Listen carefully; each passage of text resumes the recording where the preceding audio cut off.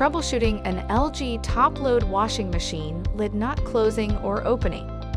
If your top-load washing machine's lid will not close or will not open, there are several troubleshooting steps you can take that will often resolve the issue.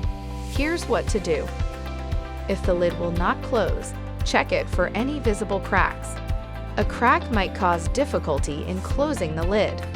If the lid is cracked, the unit will require repair service. Please visit our Request a Repair page. Also look for trapped clothes, dirt, or foreign material in between the lid and the washer. Remove any obstructions.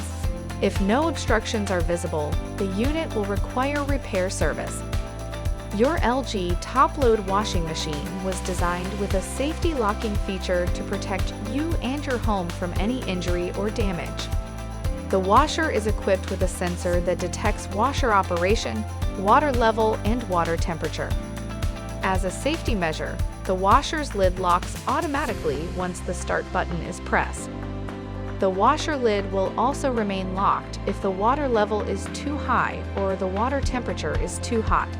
If the washer's lid is locked due to high water level, run a spin-only cycle to drain the water out of the unit.